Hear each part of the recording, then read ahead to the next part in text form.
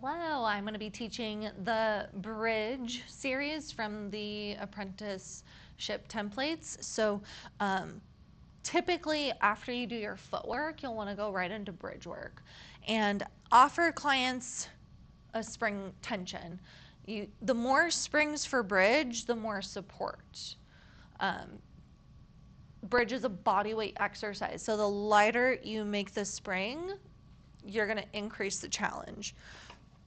I typically offer 3 reds for a little more support, 2 reds for a little more challenge, but you can totally mix and match. It could be 2 reds and a blue, it could be 1 red, 1 blue, it could be all 5 springs. It just depends on the body that's in front of you and what they need. Really the goal with shoulder bridge is to keep the carriage pulled into the stopper, but you also want to factor in if you are going to add some press outs and what muscles you want to be targeting. So I have 3 reds on just for the sake of the demo. Headrest can be up or down. Honestly, in the Pilates industry, you're going to hear put the headrest down, but if it's up, clients' necks are going to be perfectly safe. It's just a matter of preference. So laying all the way down, come to the corner edge of the carriage, swing the legs over, and that should put you right in the perfect spot. Heels are on the foot bar. Typically, I like to start with that articulation. So first, think about starting in neutral, okay? Heels are on the foot bar. We're going to do a couple of pelvic tucks just to show you what it looks like. Now, I'll reach the arms up so you can see what my hips and pelvis are doing. Right now, I feel like I'm a little more neutral because I have a space in my low back. So with bridge, you want to start by tucking the pelvis back and then rocking it forward. I wouldn't do this in like an intermediate class. I would just get clients right into it.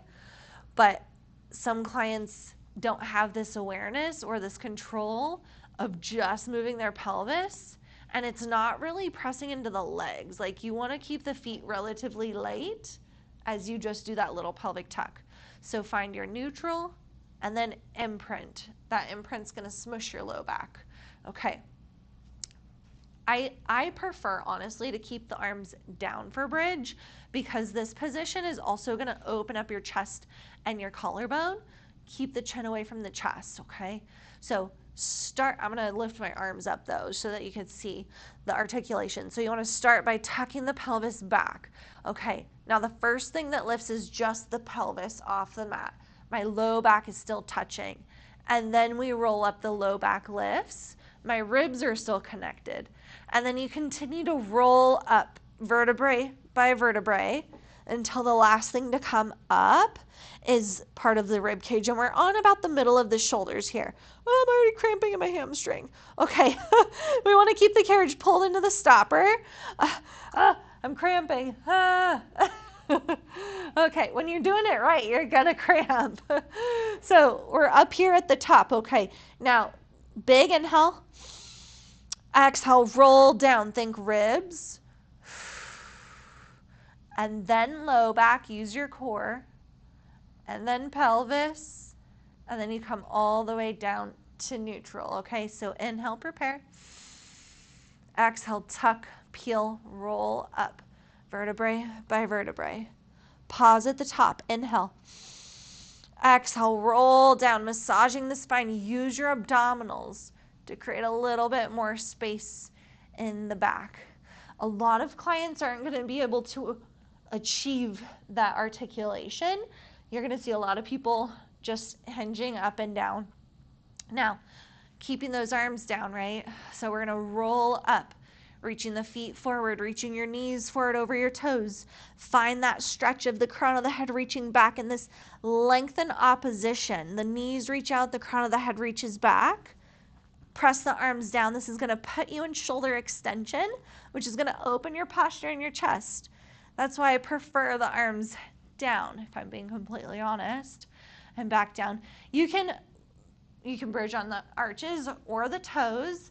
It's all going to be the same muscle focus. On the toes, you're just incorporating more of your calves and your ankle at that point, okay? So in the log, I have 30 seconds of that. And I would just get people moving. Tell them, roll up, roll down.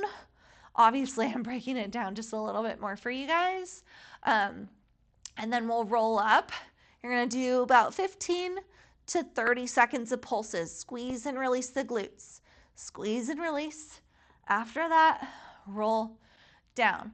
Now what I have in the log is to walk the heels wide for the hinge, because this external rotation is actually going to work and bias your glute muscle more, okay? So for that hinge, heels wide, turn out your dorsiflexion, hinge up, squeeze, lower down.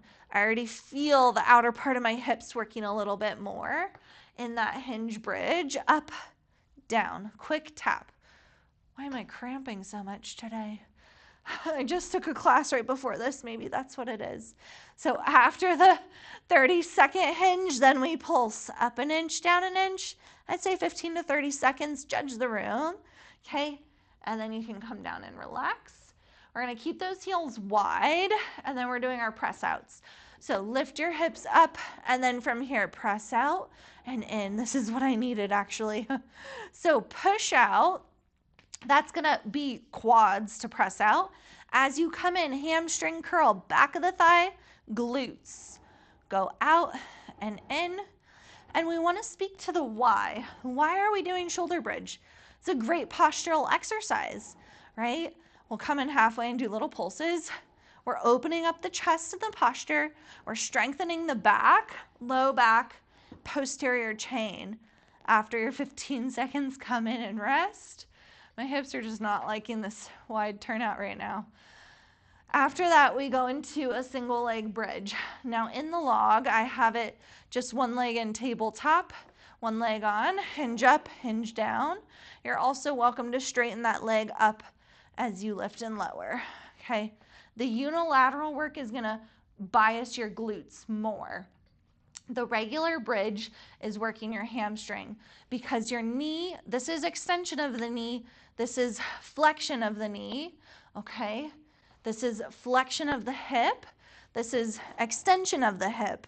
So when I go into knee flexion with hip extension, that's working your biceps femoris, which is your bicep muscle of your femur, of your leg bone. These muscles act the same way. When you do a bicep curl, you know, you're bending the elbow. Same thing with the hamstring here. Curling, see, same thing, just leg hook and upper body. Okay, and then we'd go to the other side. I did that one, do this one. Tabletop, up, down. Of course, you can add in your single leg if you choose as you lift and lower. After that, about 30 seconds on each leg, we'll do a quick hamstring stretch, okay? Hamstring is the back of the thigh. We have to straighten the leg all the way to stretch the hamstring. I would just take clients right into a scissor stretch. Pulse, pulse, switch, pulse, pulse, and switch. Okay, and then read the room. If everybody needs a little spine twist, go for it. If it's a more intermediate class, skip it. Give them some more abs. Do a single leg stretch or something like that. But it's important to know why we're doing this exercise, what muscles we're working, what's the benefit. I like to think of bridge like a reverse sitting exercise.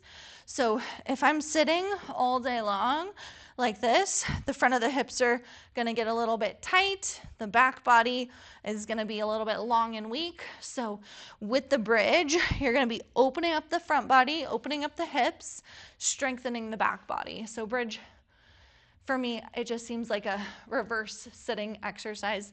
Also, it's a great exercise for anybody with low back pain. Adjust the springs for your clients. So if they're having difficulties keeping the carriage into the stopper, add a spring on for them. Give them a little bit extra support. Like, we don't need to see people struggling, right? We want to challenge them, but also if they're struggling and they're not enjoying themselves, they probably won't be back. So help them out. If you see like somebody needs a little bit of help, go over there and offer their assistance. That's why you're there. You're there as the instructor, as the teacher, and it's okay to give somebody an extra spring if it looks like they're struggling. Add props. I love adding the silver ball between the inner thighs. You're welcome to add the magic circle. We also have a booty band. You can add some weights. You can put the weights on the hips, or you can add an upper body movement with the weights. There's ways to spice up bridge with different props and different variations.